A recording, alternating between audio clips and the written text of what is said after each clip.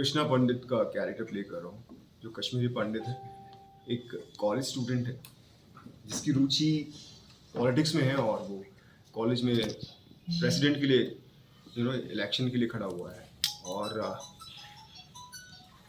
खुद कश्मीरी पंडित होते हुए उसे लगता है कि पंडित कम्युनिटी कुछ ज़्यादा ही कश्मीरियत को लेकर सीरियस हो रही है। बल्कि उसका टेक ये है कि जो आज के यूथ का है कि से सॉरी टू ईच अदर और आगे बढ़ो यार, क्यों एक ही चीज़ पे पास्ट में अटके हुए हो। लेकिन जब वो अपने दादाजी के 4 पुराने दोस्तों से मिलता है, अनुपम खेर सर मेरे दादाजी प्ले कर रहे हैं, तो तब उन्हें जो रियलिटी है कश्मीर की वो धीरे धीरे उनके सामने आती है।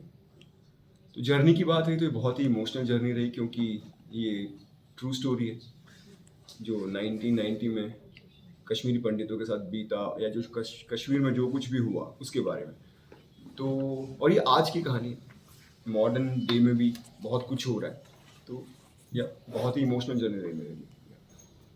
बिल्कुल, अपने कैरेक्टर को प्रिपेयर करने के लिए मुझे जितने भी पब्लिक डोमेन में वीडियोस हैं या इंटरव्यूज़ हैं, जो कुछ भी अवेलेबल था वो सब मैंने देखा, उसके बारे में जाना, उसे महसूस किया और कैरेक्टर को डेवलप करने के लिए अपना भी इमेजिनेशंस यूज़ किए कि जब उनके साथ बीती होगी तो क्या रहा होगा उनके हालात, क्योंकि बहुत ही बदतर हालात रहे उनके। वो टेंट्स में उनको रहना पड़ा, वहाँ उनको सांप बिच्छू काट रहे थे।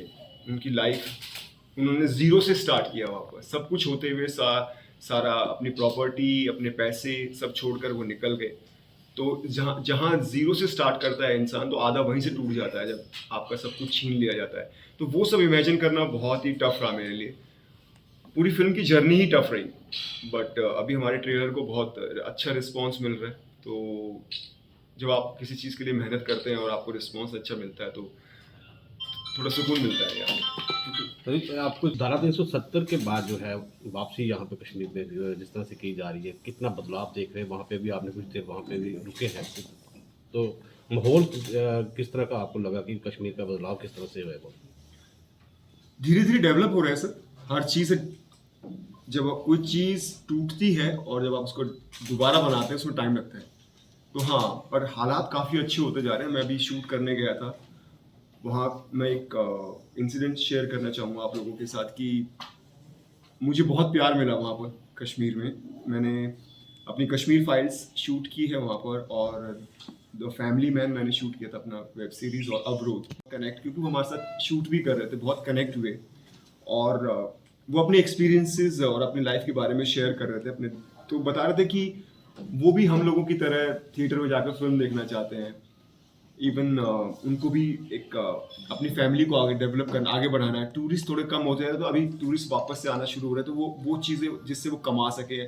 तो हाँ, अब धीरे धीरे अवेयरनेस बढ़ रही है कि लाइफ में प्रोग्रेस बहुत इंपॉर्टेंट है। हम कहीं भी हों, हम अपनी फैमिली हमारे लिए बहुत इंपॉर्टेंट है। तो धीरे धीरे चीज़ें बदल रही हैं, माहौल बदल रहा है, तो भैया चीज़ें अच्छी होती जा रही हैं। कश्मीर मेहमान नवाजी में भी अगर बात करें, उसके साथ साथ कश्मीरियत, जमहूरियत और इंसानियत भी अगर एक पहले से ही एक चीज़ से बोला जाता है।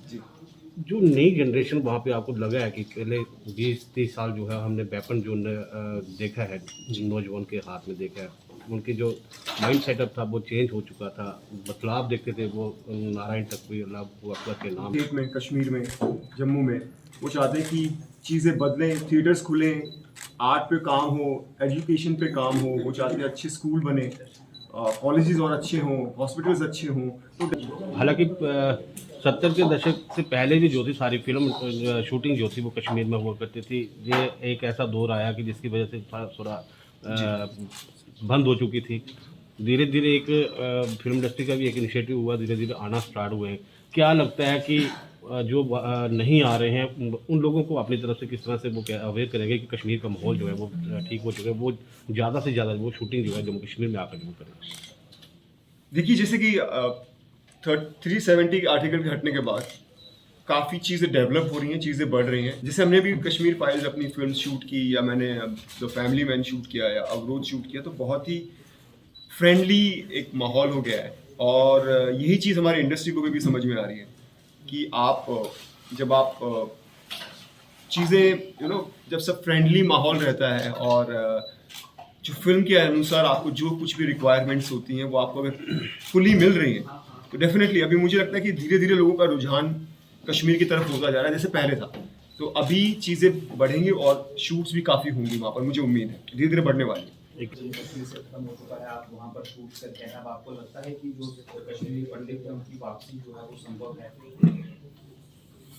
बिल्कुल जी, धीरे धीरे जैसे चीज़ें डेवलप हो रही हैं, लोगों का माइंड खुल रहा है और जो चाह रहे हैं कि लोग मिलजुल कर रहें, प्यार से रहें, तो मुझे लगता है, मुझे उम्मीद बहुत बहुत लग रही है कि धीरे धीरे क्योंकि लोकल्स भी चाहते हैं कि मिलजुल कर रहें, प्यार बढ़े, आपस में उनका स्टेट प्रोग्रेस करे, तो मुझे उम्मीद है कि हाँ धीरे धीरे चीज़ें टाइम लगेगा, हर चीज़ में टाइम लगता है जब जाएंगे, मुझे पूरी उम्मीद है इससे। ये अपनी फिल्म के बारे में थोड़ा सा बताइए। जी सर। जो आपने वहाँ पे शूट की है, जी सर। तो मतलब प्रॉब्लम क्या फेस हुई या मतलब कोई प्रॉब्लम फेस हुई भी या नहीं? नहीं सर, कोई प्रॉब्लम फेस नहीं हुई। तो मतलब ये सारी की सारी शूटिंग कश्मीर वैली में हुई? सर कुछ डिवाइड किए हमने पार्ट्स, कुछ पार्ट्स हमने देहरादून और मसूरी में शूट किया है और ज़्यादातर पार्ट हमने श्रीनगर में भी शूट किया है, कश्मीर में शूट किया है जी, तो मिक्स रहा हुआ है। कश्मीर में तो आपका कंसेप्ट था कश्मीर को लेकर, ये जो स्टोरी थी उसी पे सारी निदान की गई थी। कश्मीर के अलावा जम्मू के बहुत सारे ऐसे इलाके हैं जहाँ पे बहुत सारे कश्मीर से भी अगर कहें तो अच्छी लोकेशंस हैं। क्या जो आपके डायरेक्टर हैं जहाँ जिन्होंने इस फिल्म को प्रोड्यूस कर रहे हैं, उन्होंने क्या जम्मू रीजन के कुछ एरिया को आइडेंटिफाई किया है कि इसको शूट? बिल्कुल सर, मेरी लास्ट जो मैंने वेब सीरीज़ की है जो काफ़ी हिट रही है, अवरोध, जो उरी पर जो अटैक हुआ था, जो उरी फिल्म बनी थी, वो थोड़ा सा क्या था, फिल्म का एक दायरा होता है 2 घंटे के अंदर कंप्लीट करनी होती है, लेकिन हमने एक वेब सीरीज बनाई थी जो एक बुक पे बेस्ड थी, जो रियल सब कुछ घटा उसको विस्तार से दिखाया गया था, अवरोध, जो बहुत बहुत पसंद की गई लोगों के द्वारा, सोनी लिव पे है वो। तो वो हमने भदरवा में शूट की थी, जिसको मिनी श्रीनगर कहा जाता है। तो और अभी भी मैंने 2 जगह जो मुझे एक प्रोजेक्ट्स आए थे वहाँ पर काम करने के लिए, एक उस तरह का उनको प्यारी और अच्छी लोकेशन चाहिए थी, तो मैंने उनको सजेस्ट भी किया भदरवा के बारे में कि आप वहाँ शूट कर सकते हैं, लोग बहुत अच्छे हैं और अभी और भी अब वो लोग शायद शूट स्टार्ट भी कर दिए।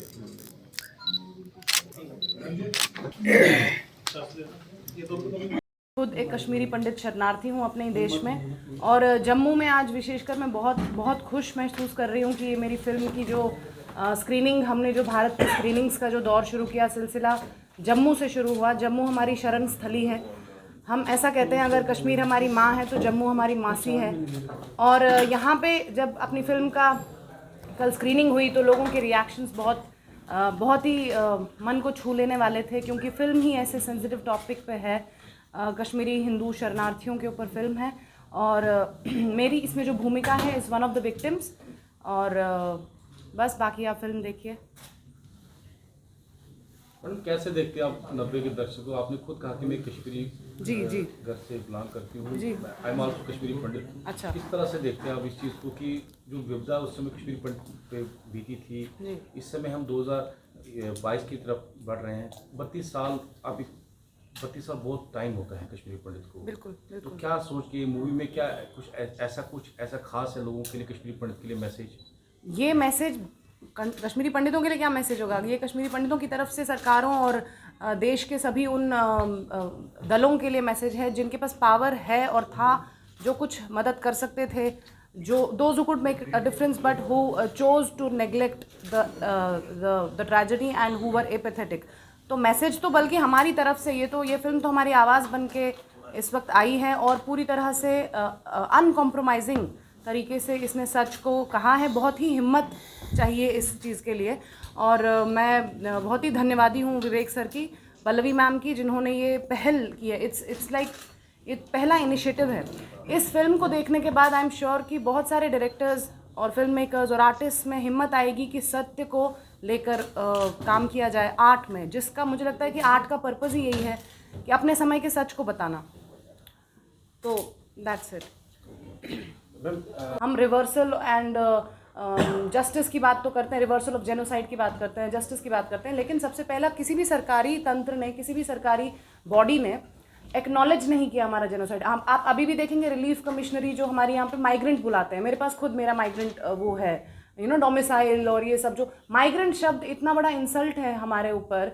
हम रेफ्यूजीज़ हैं अपने ही देश में, इंटरनली डिस्प्लेस्ड लोग हैं, और तो पहली बात तो आप एक्नॉलेज करिए, उसके बाद रिटर्न की बात होगी, है ना। तो उस जेनोसाइड विक्टिम्स को आप कैसे फिर उसके बाद उनका रिटर्न एंड रिहैबिलिटेशन आप प्लान करेंगे। तो सभी सरकारों की जिम्मेदारी रही है और सभी का रवैया बहुत ही टाल मटोल का रहा है। इस पर जो भाजपा सरकार है, मोदी जी की अगुवाई में जो क्या लगता है संभव हो पाएगा? हमारी सारी आशाएं तो उसी सरकार से है, क्योंकि इसके पहले की सरकारों ने तो इतना भी नहीं दिखाया कि 370 के बारे में उनका रवैया बहुत ही फिक्स्ड रहा। मैडम कैसे 370 को देखते हैं आप? कश्मीरी पंडित को इससे क्या बेनिफिट मिलता है? अभी तक तो देखिए, अभी तक ऑन ग्राउंड तो ऐसा बेनिफिट पर्टिकुलरली कश्मीरी पंडितों के लिए नहीं है, लेकिन पूरे भारत के लिए है। So we are also part of as a part of the rest of the country, तो हमारे लिए भी वो है। लेकिन रेस्ट ऑफ द कंट्री का वहाँ घर तो नहीं है ना, they can move on freely. लेकिन मेरा घर तो अभी भी वही है जो धूल धुआं होके, मतलब it's been burn down to ashes. मेरा घर तो वहीं मुझे वापस मिलने की जो इनिशिएटिव सरकार का एक ठोस होना चाहिए, उसके प्रति मुझे कुछ मुझे आशा है। आशा इसी सरकार से है, बिकॉज ये सरकार कम से कम सेंसिटिव है और देश के प्रति प्रो भारत है। और होल हार्टेडली हमने प्रेज किया इस सरकार का कि इन्होंने 370 को एब्रोगेट किया। और ये जो आप जिसकी बात कर रहे हैं, प्रॉपर्टीज़ जिनकी जो ज़मीनें हैं, देखिए जो है वो मिल रहा है, वो बहुत अच्छी बात है, लेकिन हर एक के पास वो कागज़ हैं क्या? हम जैसे आपने फिल्म में एक डायलॉग है कि कुछ लोग पाँव में चप्पल, कुछ लोग नंगे पैर भागे, तो ऐसे में आपको लगता है कोई अपने घर के कागज़ लेकर भागेगा, उसकी रसीद और वो सब स्टैम्प? जब एक तरह का इतना मैसिव लेवल का ह्यूमन जेनोसाइड होता है, तो उनको ये भी चीज़ें कंसिडर करनी चाहिए कि if I suppose I have a property, I don't have papers, now I can't even prove that the property existed because now it's burn down to ashes. So they should have that sensitivity कि वो सामने आके और उन चीज़ों को refugees के pro करे, प्रो जिसको कहते हैं ना कंज्यूमर फ्रेंडली जैसे शब्द है, वैसे ही ये रेफ्यूजी फ्रेंडली पॉलिसीज़ होनी चाहिए कि अगर हमारी वहाँ प्रॉपर्टी है, अगर मान लीजिए कागज़ नहीं है या कागज़ में कुछ भी कोई भी चीज़ें मिसिंग है, तो मैं वही कह रही हूँ, इसको बहुत ही ज़्यादा सरकारी मैं नहीं बनाना चाहती पूरे इंटरव्यू को। तो let's talk about 7 lakh Kashmiri हिंदुओं का 32 साल से, या ऐसा कहें 700 साल से जो होता आ रहा है, और ये 7th एक्सोडस है, 7th जेनोसाइड है, वो 3 साल में 3 घंटे में कंसोलिडेट करना बहुत डिफिकल्ट है। पर फिर भी जो घटनाएं इसमें दिखाई हैं, नोबडी कैन से कि ये सत्य से इतर हैं, ये पूरी तरह से 100% सत्य हैं। और उस हिसाब से देखा जाए तो ये हमारी पहली एक भारतीय सिनेमा की पहली फिल्म है जो कि जेनोसाइड को एड्रेस करती है। जो अगेन जो मिजरीज कश्मीरी पंडित को झेलनी पड़ी, तो इस हवाले से क्या आप सरकार से ये थोड़ा सा माफ़ करिए, हम लोग बहुत 24 घंटे काम कर रहे हैं, तो इसलिए थोड़ा। चलिए अब शुरू करते हैं, लेट्स स्टार्ट। सर आप पहले कुछ बोलेंगे, सवाल करें? नहीं, सवाल ही करते हैं। अच्छा ऐसा करें, जनरली तो प्रेस में सवाल आप लोग पूछते हैं। ठीक, चलिए जब आप बोले एक्शन में शुरू कर।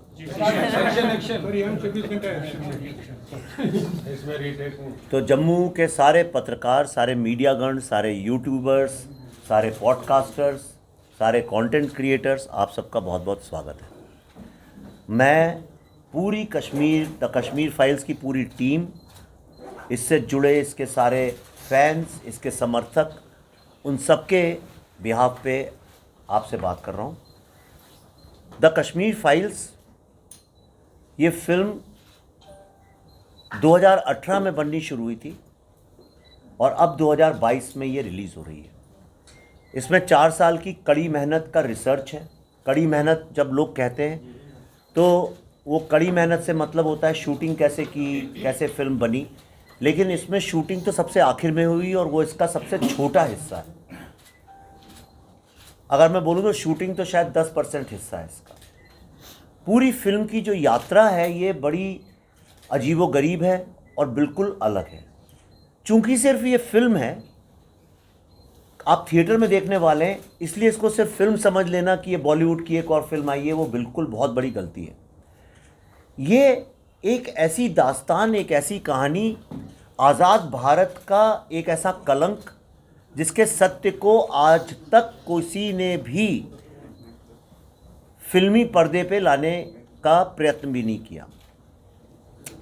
अब सवाल ये उठता है कि हमने ये प्रयत्न क्यों किया। ऐसा नहीं है कि मैं पैदा हुआ था, मैंने सोचा था, मेरा सपना है एक दिन मैं कश्मीर पे फिल्म बनाऊंगा, लेकिन जब पल्लवी जी और हम लोगों ने तय किया कि हम अपने प्रोडक्शन में उस तरह की कहानियाँ बनाएंगे जिनको जनरली और कोई बनाता नहीं है, और भारत की कहानियाँ जो कॉम्प्लेक्स कहानियाँ जिन्हें बनाने से लोग डरते हैं, जिनके लिए पैसे नहीं मिलते या जिनको रिलीज़ करने में समस्या जाती है, उसका कारण ये था कि सब लोग डर के मारे बहुत सारी ऐसी कहानियाँ हैं जो बताते नहीं हैं।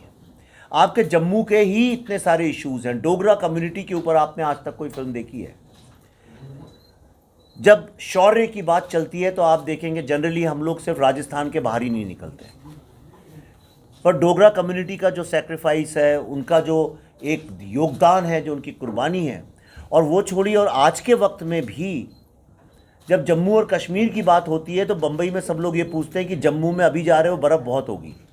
लोगों को ये तक नहीं पता है कि जम्मू में बर्फ़ नहीं गिरती है, कश्मीर में गिरती है। और उसका कारण ये है कि हमारी फिल्मों और मीडिया ने हमेशा ऐसा कुछ एक जनरलाइजेशन किया है। तो उसको तोड़ने के लिए कश्मीर में 1990 में जो जेनोसाइड हुआ था, जिसको नरसंहार बोलते हैं, ये फिल्म उसका सत्य है, जो कि पूरे विश्व में जितने भी उस नरसंहार के पीड़ित लोग फैले हुए हैं, उन सब लोगों के इंटरव्यूज़ वीडियो पे रिकॉर्ड करके, जम्मू शहर में जो पुराने डिविजनल कमिश्नर्स हैं या जो पुलिस के चीफ हुआ करते थे या पुलिस में उस वक्त थे, कल आए भी थे कुछ लोग, स्क्रीनिंग में आपने देखा होगा, उन सब लोगों के लंबे लंबे इंटरव्यू करके, जिसमें कल आपने डीसीपी साहब आए थे, डीजीपी आए थे, उनसे बकाया साहब, जगमोहन साहब, ऐसा कोई नहीं है इधर इस पक्ष का भी उस पक्ष का भी। तो कश्मीरी पंडित कम्युनिटी जो है पीड़ित, उनके, गवर्नमेंट ऑफिसर्स के, हिस्टोरियंस के, जो लोग इस सब्जेक्ट के एक्सपर्ट्स हैं उनके, उसके अलावा कश्मीर वैली में जो आज के कश्मीरी मुस्लिम यंग लड़के लड़कियां हैं, उन सबके यूथ के, उन सबसे लंबे लंबे वीडियो साक्षात्कार करने के बाद इस फिल्म में जो असली सच था उसको एक तार में पिरोया गया है। ये वो फिल्म है। उसके बाद ये फिल्म जब रिलीज़ करने की बात आई, कोविड का भी वक्त चल रहा था, तो इसको अमेरिका में 2019 में जब 370 हटाया गया था, तो उस वक्त अमेरिका में एक फ्री कश्मीर की कैंपेन चली थी और उसकी वहाँ पे बड़ी बड़ी होर्डिंग लगी थी। तब हमने तय किया कि इस फिल्म को अमेरिका में दिखाना ज़रूरी है, और उसका नतीजा ये हुआ कि इस फिल्म को देखने के बाद पहली बार सिनेमा के इतिहास में कैपिटल हिल, जो वहाँ की पार्लियामेंट जैसी है, जो वर्ल्ड की सबसे पावरफुल जगह है डेमोक्रेसी की, वहाँ पे इस फिल्म के लिए, मेरे और पल्लवी जी के लिए कॉन्ग्रेशनल रिसेप्शन रखा गया, जिसमें वहाँ के कांग्रेसमैन सेनेटर्स को बोलना पड़ा कि ये एक दुनिया की सबसे बड़ी ह्यूमन ट्रेजेडी है और ये एक एक्सीडस नहीं बल्कि एक जेनोसाइड है। ये जो चेंज ऑफ जार्गन है, ये एक फिल्म ने करके दिखाया। और लास्ट में मैं आपको एक बात बताना चाहता हूँ कि अमेरिका में हमेशा कश्मीर का पूरा नक्शा नहीं दिखाया जाता है। जो हिंदुस्तानी बच्चे हैं उन तक ने पूरा नक्शा नहीं देखा है, पर इस बार पहली बार इस फिल्म को जो जो देखता गया, वो इसके फैंस और सपोर्टर्स, उन लोगों ने पैसे इकट्ठे कर करके इस साल 26 जनवरी जो गणतंत्र दिवस होता है भारत का, उस दिन टाइम स्क्वायर, जो वर्ल्ड की सबसे बड़ी और सबसे महंगी और प्रतिष्ठित एडवर्टाइजिंग की जगह है न्यूयॉर्क में, वहाँ पे इस बार 26 और 27 जनवरी को पूरा कश्मीर के नक्शे के साथ कश्मीर फाइल्स का वहाँ पे बैनर लगाया गया, जो अपने आप में एक बहुत बड़ा अचीवमेंट है। ये फिल्म कल हमने जम्मू में दिखाई।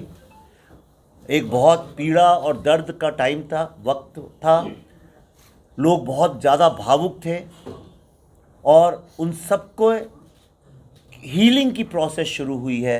और जो ये हीलिंग की प्रोसेस जो कश्मीरी पंडित कम्युनिटी में शुरू हुई है, ये जस्टिस, न्याय की तरफ पहला कदम है। दूसरा, ये फिल्म देखने के बाद लोग कश्मीर की बात नहीं करते हैं बल्कि पूरे भारत की एकजुट होकर बात करते हैं और ये कहते हैं कि अभी तक जो लोग सोचते थे कश्मीर कहीं कोने में जम्मू कश्मीर एक है, वो एक भावना ख़त्म हो रही है, लोग इस फिल्म से जुड़ रहे हैं और भारत की अखंडता पे फिर से पुनः हमारा विश्वास बढ़ रहा है। ये इस फिल्म का एक और बहुत बड़ा अचीवमेंट। विवेक भाई, बस अब सवाल आपने एक कहा कि 2018 से आप लगातार यहाँ पे काम कर रहे हैं, आपने क्रॉस सेक्शन ऑफ सोसाइटी से बात की।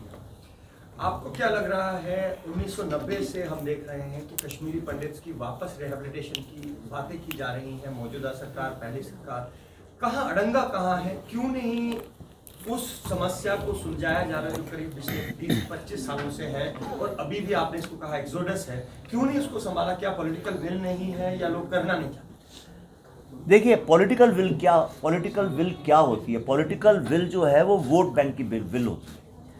आप महाराष्ट्र में देखिए या यूपी में देखिए या राजस्थान में देखिए, कोई गुर्जर लोगों ने हड़ताल कर दी, सड़क पे बैठ गए, सब हो गए, तो उनके लिए रिजर्वेशन हो जाएगा।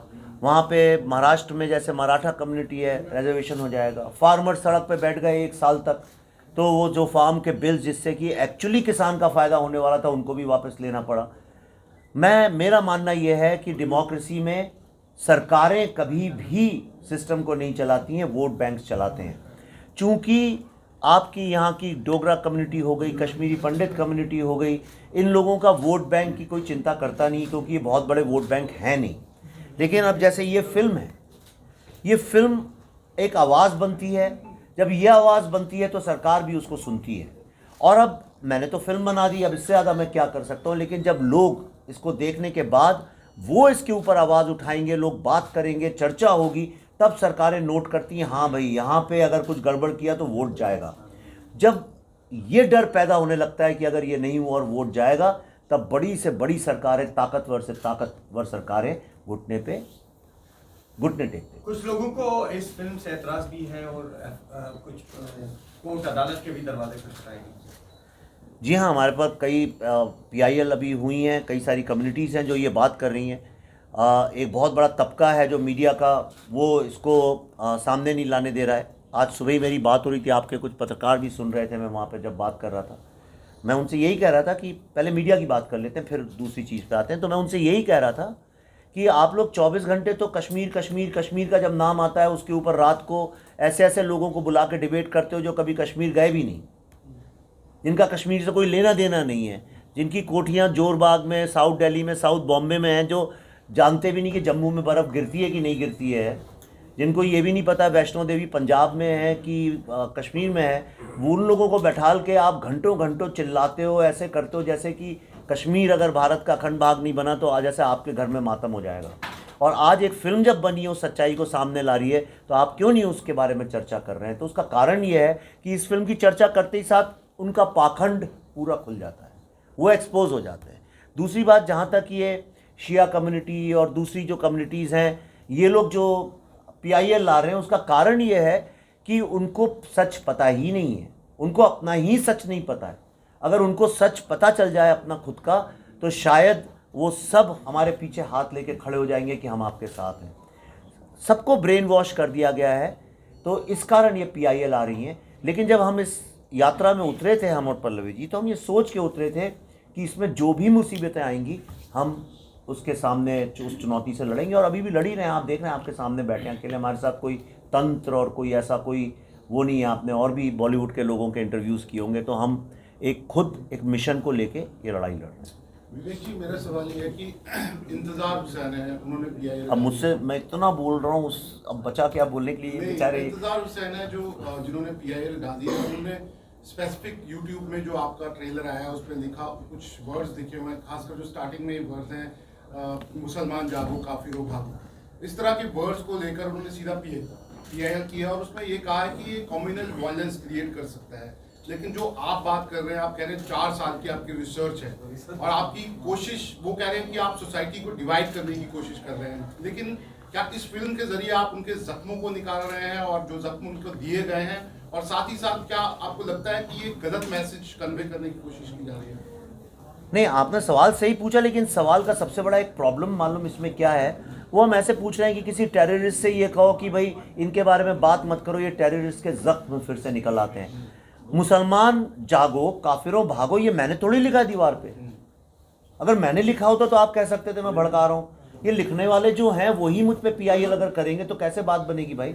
जो आके आपके परिवार में किसी को मार डाले और वही आप पे केस कर दे कि भाई ये अपने उसके मरने की बात क्यों कर रही है, मैंने तो नहीं किया है।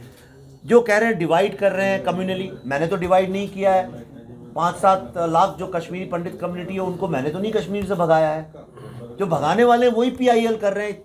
ये इतनी एक तो हाथ से भरी बात है, इसका जवाब भी मैं कैसे दूं? यानी ये इसका जवाब भी कैसे दूं? अगर टेररिस्ट ही मुझसे सवाल पूछने लगेंगे कि आप शांति क्यों स्थापित कर रहे हैं, तो फिर यासीन मलिक जी बोलते थे कि आज का मॉडर्न गांधी मैं हूं। तो ठीक है, मॉडर्न गांधी है तो प्राइम मिनिस्टर के घर पे उन्हें बुलाया जाता है। ठीक है, तो पल्लवी जी का और सारे स्टार्स भी आपके साथ हैं। आपको इसका जो आप फिल्म तो आप कर रही थी, आपको हम बड़े सालों से देख रहे हैं, आपके किरदार को भी देखते हैं, मतलब ये जो किरदार आपने किया ये कितना अलग था दूसरे किरदारों से जो आपने आज तक किया? अब फिल्म देखिए फिर आपको पता चल जाएगा कितना अलग था ये, क्योंकि जो आप एक्सपेक्ट करते हैं वो है नहीं उसमें। विवेक जी, आपको 3 दशक से ज़्यादा लगे इस फिल्म की सच्चाई को सामने लाने की, जो आप कह रहे हैं, ये 3 दशक क्यों लगे? ये ऐसी फिल्म पहले क्यों नहीं बनी? क्योंकि पहले भी फिल्में बनी है कश्मीरी पंडित्स को लेकर, लेकिन लोग उससे सेटिस्फाई नहीं थे। खासकर कश्मीरी माइग्रेंट कम्युनिटी जो है वो सेटिस्फाई नहीं था कि हमारे साथ जस्टिस नहीं हुआ। आप पर क्या प्रेशर थे कि 3 दशक आपको लग गए? क्यों आपको लगता है कि ये वक्त अनुकूल है इस फिल्म को दिखाने के लिए कि ये अभी क्यों बनाई, पहले क्यों नहीं बनी? देखिए, मैं तो इस देश का मैं तो देश को चलाता नहीं हूँ, बॉलीवुड को मैं तो चलाता नहीं हूँ। तो ये सवाल तो आपको उनसे पूछना चाहिए जो नहीं बना रहे थे। मैंने तो बनाई, अब मैं उसका जवाब क्यों दूँ? वो क्यों नहीं बना रहे थे? 36 सरदार लोगों को कश्मीर में मार डाला था। तो आप जब कोई अगली बार पंजाबी फिल्में कराए उससे पूछिए वो क्यों नहीं बना रहा है इस सब्जेक्ट पे फिल्म। आप भी बॉलीवुड का हिस्सा हो? मैं नहीं हूँ, मैं बॉलीवुड से मेरा कोई लेना देना नहीं है। तो आज से पहले क्यों नहीं बनाई? आपने माइंड में नहीं आया जब कंसेप्ट था, लेकिन कुछ ऐसे प्रेशर थे, नहीं बनी फिल्म? नहीं, मैं आपका सवाल ही नहीं, कोई चीज किसी का बच्चा पैदा हो तो उससे को तुम 17-13 साल की उम्र में क्यों नहीं किया? अरे भाई, जब वक्त आता है तब करते। सुनिए ना, मैं एक फिल्म मेकर हूँ, मैं एक के बाद एक फिल्म बनाता हूँ। मैं किसी की ड्यूटी नहीं करता, मेरा कोई किसी से वो नहीं है। मुझे जब लगा कि मैं इस काबिल हो गया हूँ कि इस सब्जेक्ट पे फिल्म बना सकता हूँ, इसके लिए एक बहुत स्ट्रॉन्ग मॉरल, स्पिरिचुअल और इमोशनल इंटेग्रिटी चाहिए, मैच्योरिटी चाहिए। हर कोई इस सब्जेक्ट को छू नहीं सकता है। सर, मैं कुछ कहना चाहती हूँ यहाँ पे। हमें ये नहीं पूछना चाहिए विवेक सर से कि आपने 32 साल क्यों लगाए बनाने में। हमें इनका धन्यवाद ही होना चाहिए कि ये पहले ऐसे शख्स हैं जिन्होंने फिल्म बनाई है, हमारी बात कही है। बल्कि ये सवाल आप बाकियों से पूछे जो एक्टिवली बॉलीवुड में फिल्में बना रहे हैं। ये सवाल हमारे नहीं होते, उन लोगों के सवाल होते हैं। सही है, नहीं पहुंच सकते। सही है, सही। 32 साल मैंने इसलिए नहीं बनाया क्योंकि 32 साल से मुझे खुद सत्य नहीं पता था इस बात का। मुझे ऐसा लगता था कि हाँ, जो मैं हुआ होगा कुछ जैसे सबको लगता है और बहुत गलत है और सब लोग उसकी बात करते थे। लेकिन जब मुझे पता चला इसका सत्य तो मुझे लगा कि इस बारे में फिल्म बनानी चाहिए। एक सेकंड, वो पहले से पूछ रहे थे। विवेक जी, जो अभी इन्होंने सवाल पूछा थोड़ा उसी से रिलेटेड मेरा प्रश्न है। वह मतलब बॉलीवुड की अगर हम देखें, बॉलीवुड की तरफ जो सब्जेक्ट है, जो displacement of Kashmiri Pandit community, ethnic cleansing का जो मुद्दा है, अगर देखें हम तो it was considered as too sensitive कि इसको पर्दे पर दिखाया जाए। आपको क्या लगता है कि आज जो हमारे देश की फिल्म इंडस्ट्री है, has there been any change कि माइंडसेट में बदलाव आया है कि नहीं, इस मुद्दे पर भी फिल्म बना सकते हैं? आपने शुरुआत की है, हो सकता है कल को कोई और भी चाहे वो भी बना सकता है। आपको लगता है कि इसमें अब फिल्म इंडस्ट्री में कुछ बदलाव आ रहा है? क्योंकि एक समय ऐसा था कि इस मुद्दे की तरफ देखा भी नहीं जाता था। वो सवाल। दूसरा, मुझे दर्शन और भाषा से भी एक सवाल पूछना है। दर्शन, मैं आपसे एक सवाल जो बहुत ही महत्वपूर्ण सवाल है, मतलब इस समय आप बॉलीवुड में उभरते हुए सितारे हैं, जो एक कश्मीरी पंडित का मुद्दा है। इससे पहले भी अनुपम खेर जी ने एक बार कहा था कि जब से मतलब काफी समय से कश्मीरी पंडितों की वो बात करते हैं, कहते हैं कि कई बार he lost work because of this. हो सकता था उनको कुछ काम मिलने वाला था, वो काम नहीं मिल पाया। क्यों? उनको बोला गया कि you are with quote unquote with that camp. क्या जब आपको ये रोल ऑफर किया गया, ये फियर आपके मन में था कि कहीं ऐसा तो नहीं होगा मेरे साथ, ऐसा होगा, I may lose out some work? ये फियर आपके मन में था क्या? भाषा से एक सवाल है कि भाषा जो आपने पोर्ट्रे किया है कैरेक्टर शारदा पंडित का, how challenging it was? Sir से स्टार्ट कीजिए। नहीं तो इन्हीं के सवालों में जवाब होगा। वो तो जहाँ तक देखिए, जब बॉलीवुड की बात है तो मैं उनका स्पोक्स पर्सन नहीं हूँ, मुझे पता नहीं वो क्या करते हैं, क्यों करते हैं। बदलाव की जहाँ तक आपने बात की, हाँ, बदलाव ये आया है कि पहले जो है जो कैमरे होते थे वो एनालॉग हुआ करते थे, अब वो डिजिटल कैमरे हैं। पहले सब कुछ जो था वो एक बड़ी बड़ी मशीनों में होता था, मशीनें भी छोटी हो गई हैं, वो सब हो गया है। पहले जो थे वो स्टार्स वो सबसे मिलजुल के बात करते थे, प्रेस से, लोगों से वो करते थे। अब अलग हो गया, स्टार्स जो है अपने आप में इंडस्ट्री बन गए हैं, तो सब अलग हो गया। यही बदलाव आया है, वरना कोई बदलाव आया नहीं है। कहानियाँ वही की वही हैं।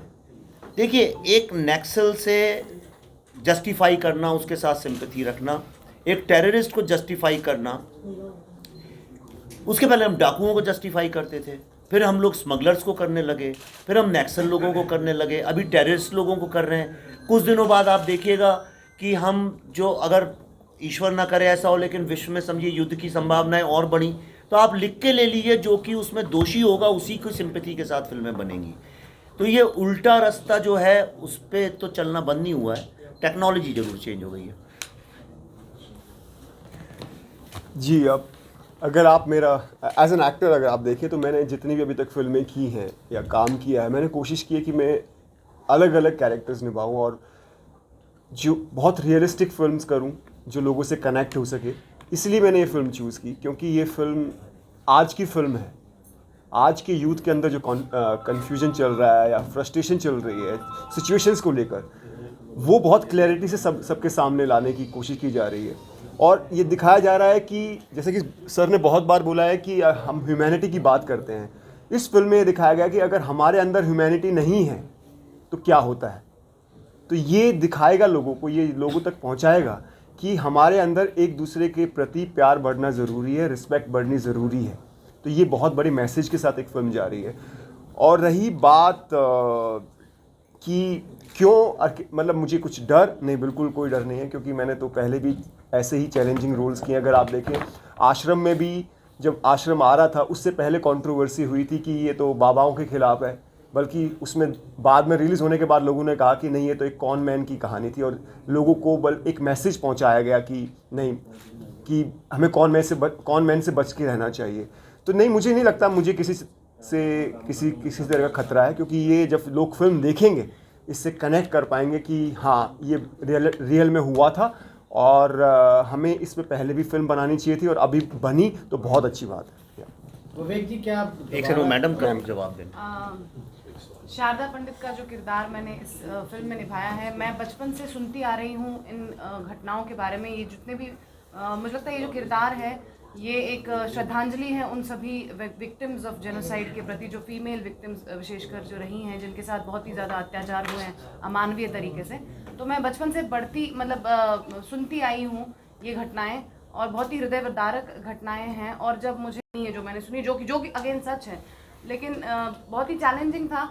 लेकिन अगेन मैं सर और मैम और पूरी टीम जो थी साथ में, उनकी सेंसिटिविटी और उनके सपोर्ट को मैं बहुत बार मैं उसके प्रति बहुत ग्रैटिट्यूड अपना एक्सप्रेस करती हूँ कि they help me do this, वरना ये संभव नहीं था, ये बहुत ही चैलेंजिंग था। सर, एक क्वेश्चन है, आपने 90s के दौर की बात की, कश्मीर फाइल्स को लेकर आपने पूरी चीज़ें जो एक्सप्लेन की। 90s के दौर की अगर हम बात करें, हुर्रियत की बात की जा रही थी, मीर वाइस, उमर फारूक, यासीन मलिक और भी कई सारे हुर्रियत के नेता थे। एक कॉइन के दो हिस्से होते हैं सर, एक टेल होता है, एक हेड होता है। एक मूवी के भी दो तरीके होते हैं, जिसमें पॉजिटिविटी भी दिखाई जाती है, नेगेटिविटी भी थोड़ी बहुत होती है। आपने 90s का वो दुख दर्द ज़रूर दिखाया इस मूवी में कि कैसा दुख था, किन मुश्किलात को फेस किया, क्या क्या चीज़ें देखने को मिली। क्या आपने ये चीज़ इसमें एक्सप्लेन की थी कि 90s के दौर में कोई एक ऐसी भी कौम थी जिसने इन कश्मीरी पंडित्स का पूरा साथ दिया था? क्या ये चीज़ आपने इसके अंदर एक्सप्लेन की कि उस वक्त में भी कुछ ऐसे लोग थे जो शाना बशाना इन लोगों के साथ खड़े थे, जो इनके दुख दर्द तकलीफ को बर्दाश्त कर रहे थे, और फिर जो भी हुआ वो शायद उन लोगों के out of range, out of limit जाकर हुआ? क्या ऐसी चीज़ भी कुछ दिखाई है इस मूवी में? नहीं, ऐसी चीज़ नहीं दिखाई, क्योंकि फिल्म नहीं, आपको बताता हूँ, क्योंकि फिल्म उसके बारे में नहीं है। मैं अब आपसे बोलूं कि आपने मुझसे ये सवाल पूछा है, इसका एक दूसरा भी पक्ष है, वो सवाल क्यों नहीं पूछ रहे? ऐसे ये होता नहीं है, ये कहने की बातें, उसके लिए किताबें लिखी जाती हैं। फिल्म का एक फोकस होता है, फिल्म का एक फोकस होता है, कहानी किस बारे में है। कहानी जो है उस वक्त एक परिवार जो है उसको जब निकाला गया घर से, उसके ऊपर क्या बीती उसके बारे में। जब इस विषय पे फिल्म बनाई जाएगी कि यहाँ पे डोगरा कम्युनिटी ने क्या किया उनके लिए, तब उस बारे में बात की जाएगी, तब बाकी बातें नहीं की जाएंगी। सर, आप कहते हैं कि किताब के अंदर आप सुनिए ना मेरी बात, सुनिए, मैं ख़त्म कर बता देता हूँ आपको। तो देखिए, ऐसा है कि ये मेरे फिल्म का विषय है और फिल्म पूरी तरह से सिर्फ उसी विषय पे और किसी विषय में नहीं है। ये मेरा निश्चय है एज अ फिल्म मेकर कि मैं सिर्फ इसी विषय पे फिल्म दिखाना चाहता हूँ। जब ताशकंद फाइल्स की जब मैं बात कर रहा था, जब वो फिल्म जब बनाई थी, कई लोग मुझसे कहते हैं उसमें सुभाष चंद्र बोस के ऊपर आपने क्यों नहीं बोला, उनके ऊपर क्यों नहीं बोला, भाभा के ऊपर क्यों नहीं बोला, वो तो उसी वक्त के थे। नहीं, जब उनके ऊपर बनाया जाएगा तब उनके ऊपर बोला जाएगा। तो एक फोकस्ड फिल्म बनाने का जो तरीका है वो मेरी स्टाइल है, वो मेरी फ्रीडम है, मैं उसी हिसाब से फिल्म आप सबसे रिक्वेस्ट है, there is a bit dearth of time right now. हमारी फ्लाइट है। सर एक सवाल है, हाँ, दोबारा भी क्या श्रीनगर में दोबारा और फिल्म बनाने के लिए? मैं बिल्कुल मैं तो श्रीनगर कई बार आता हूँ। हमने पल्लवी जी के साथ भारत की बात किया था, उसमें भी हम लोग आए थे, तो मैं तो आते ही रहता हूँ उसमें। एक सवाल है, मैं कश्मीरी पंडित मीडिया से भी हूँ सर। एक सवाल है कि आपने एक मूवी बनाई है, अभी तक डिफरेंट मूवी बनी है कश्मीरी पंडित समाज के लिए। इस मूवी में ऐसी क्या खासियत है कि कश्मीरी पंडित को देखकर उनको जो यादें हैं, दुख की यादें, वो यादें नहीं, तो आप बस ये रिस्पांस देख लीजिए, जो लोग फिल्म देख रहे हैं कश्मीरी पंडित कम्युनिटी, उनका रिस्पांस देख लीजिए। क्या जगती में आप जगती टाउनशिप की बात करेंगे, पूरे देश की नज़र उसको जगह पर है, वहाँ से लोगों को आपने लोगों को बुलाया था? जी हाँ, कल बस भेज के वहाँ से बुलाए गए थे लोग। और जगती से हमारा रिश्ता है, हम जगती में बच्चों के लिए काफ़ी काम करते हैं, तो हमारा लंबा रिश्ता है। Okay, thank you so much.